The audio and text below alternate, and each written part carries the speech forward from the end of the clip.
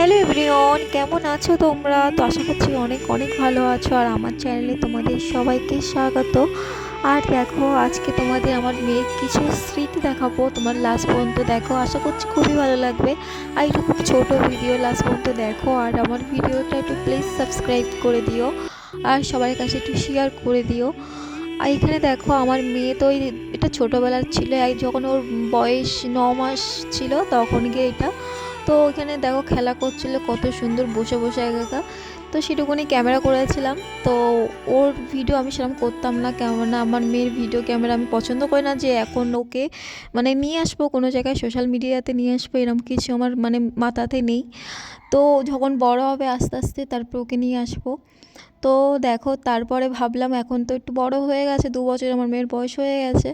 সেটার জন্য ও ছোটোবেলার কিছু কিছু স্মৃতি এখন আমি ভিডিওতে দেখো দেখাচ্ছি তোমাদের।